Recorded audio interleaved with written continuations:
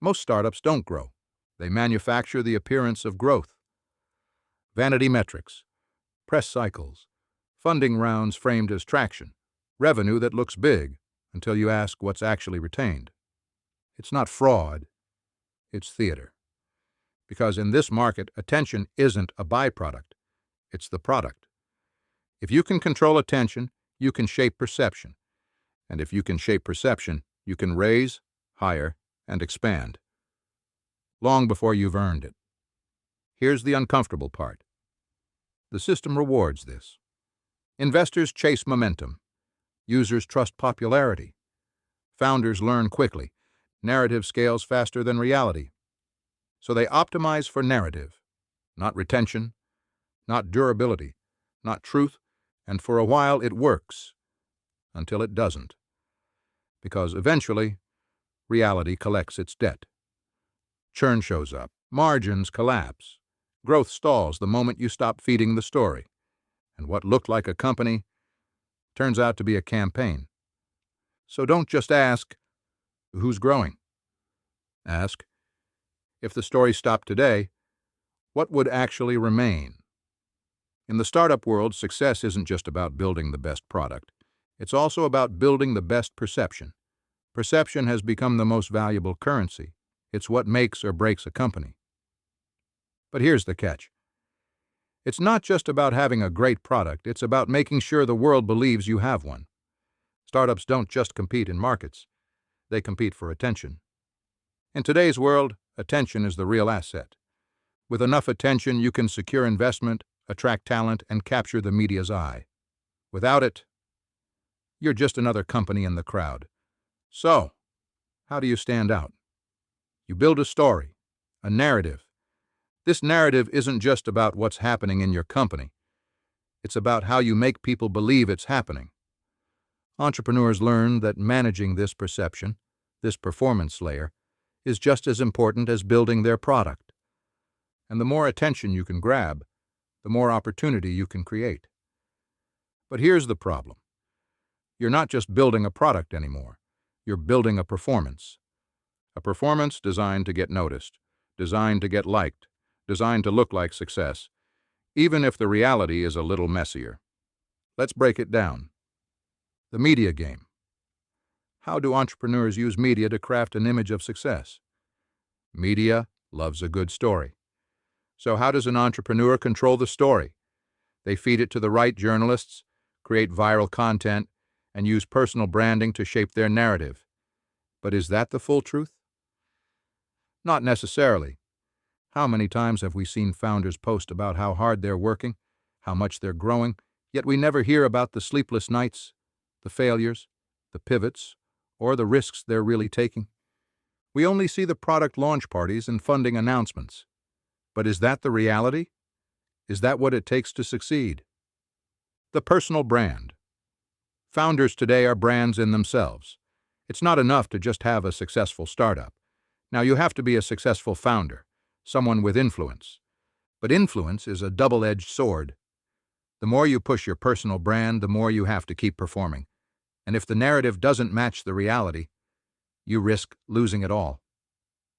Think about the stories we love to hear in the startup world. The overnight success, the startup grind, the founder who never sleeps. These are the types of stories that grab attention. But these aren't always the most accurate depictions of success. Let's take a deeper dive into the specific success signals that we see online. Social media is the front page of every startup's marketing campaign. It's where the public-facing story of success is told. These success signals are everywhere. We see them in funding announcements. When a startup gets funding, it's often blasted everywhere. But what does it actually mean? Does it mean the company is profitable?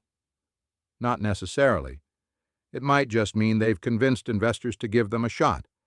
Revenue screenshots.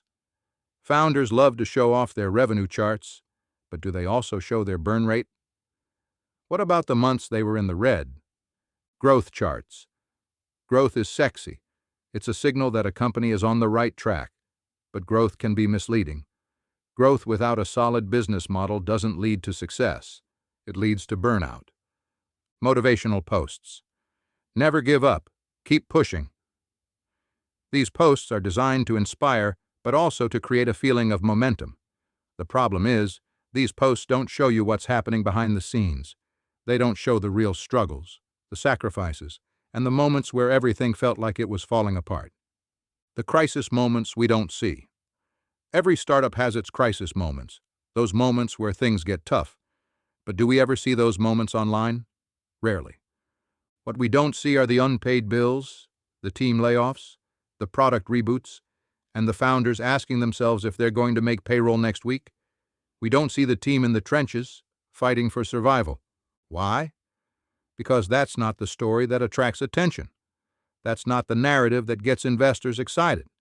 So instead, we see a different version of reality, a curated version.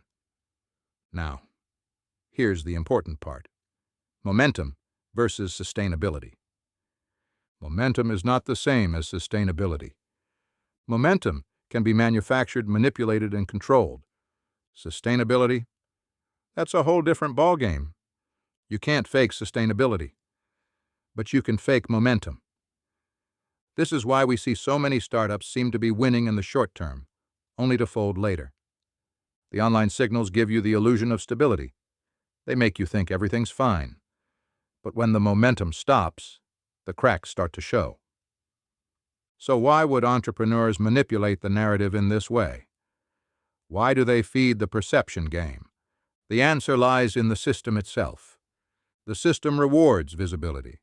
If you look successful, you attract investors, customers, and talent. But what if the business is still fragile? What if the company isn't profitable yet? Well, that doesn't matter as much. Because visibility creates opportunities, even if the business isn't as stable as it seems. Here's how it works. Investors want to see a story, not just a business. Investors are just as susceptible to the performance layer as anyone else. They want to see a story more than they want to see the nuts and bolts of a business. They want to feel like they're part of something big. This isn't always malicious. It's just how the system works. Investors need to make decisions quickly, and they make decisions based on stories and narratives that feel good. Employees want to be part of something exciting. Talent is another factor. The best employees aren't just looking for a paycheck. They want to be part of something they can be excited about. And what's more exciting than a startup that's growing fast and raising millions? But when those employees come on board and realize the business model isn't as solid as they thought, the cracks start to show. The startup dream can quickly turn into a nightmare if the business doesn't live up to the hype. Users want to feel like they're winning too. Consumers want to buy into something that feels like it's on the rise. They want to be part of something cool, something that feels successful. If a startup is winning, they want to be part of it. But if the company isn't really winning, what happens? The momentum crashes, and so does the user base. So, what are entrepreneurs supposed to do? Tell the whole truth and risk losing everything? Or tell a slightly exaggerated story and hope for the best? Here's the hard truth. They're often forced to do the latter. The system rewards the story, not the reality. And when the story doesn't match the reality, that's when things get messy. The thing is, behind the curtain, the real story isn't always as shiny. Behind the scenes, many successful startups are facing massive challenges: heavy cash burn, unpredictable revenue models, constant pressure to raise more funding. These are the silent killers of many startups. When you only see the public-facing narrative, you miss the part of the story that really matters. Behind the flashy Instagram photos and the funding announcements, there's a constant grind. Startups are constantly battling with cash flow. When you're growing fast, it's easy to get caught up in the excitement. But if your revenue can't keep up with your spending, you're headed for disaster. Let's talk about cash burn. It's one of the biggest risks for startups. You might be raising millions, but if you're burning through that cash faster than you're earning it, you're in trouble. This isn't the kind of thing you see in the success stories online, right? But it's one of the hardest realities for many entrepreneurs. Burnout and mental health. Let's not forget the personal cost. Entrepreneurship is hard. The pressure, the uncertainty, the long hours, these take a toll on mental health. How many founders have you heard of who burned out after a successful launch? The pressure to keep performing, to keep up with the story, can make entrepreneurs feel isolated. They're expected to be perfect, but the reality is far from it. This is a topic that needs more attention in the startup world. The toll that success, or the attempt to look successful, takes on mental health is real. Uncertain business models. Many startups don't have a clear path to profitability, yet they're still raising millions. But what happens when that funding runs out and the product still isn't making money? Do they pivot? Do they keep chasing the dream? Or do they shut down? These are the tough decisions that happen behind the scenes, but you never see those in the posts that get the likes. Here's the key insight. The problem isn't that entrepreneurs are lying. The problem is that the system rewards storytelling more than transparency. In today's world, storytelling is the currency. And when storytelling becomes your business model, the line between what's real and what's manufactured starts to blur. It's not that founders are maliciously deceiving anyone. They're simply following the rules of a system that rewards a good story. But when the story overtakes the reality, that's when we get into trouble.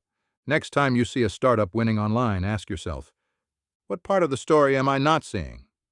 Because in the startup world, what you see is never the full picture, and the success you're seeing might just be the highlight reel of a much bigger, much more complicated story. So here's the bottom line.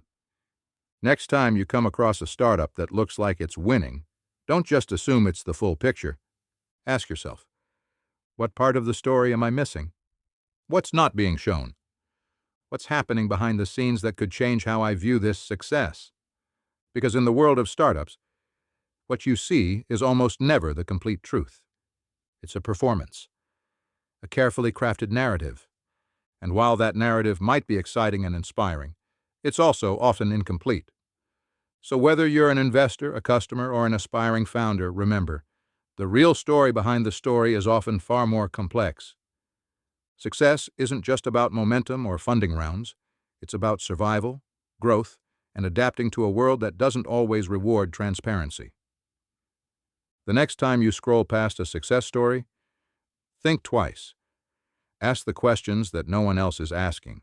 And most importantly, know that the full story is always waiting just below the surface. Thanks for listening. Stay curious, stay critical, and remember that in the startup world, the truth is often hidden in plain sight.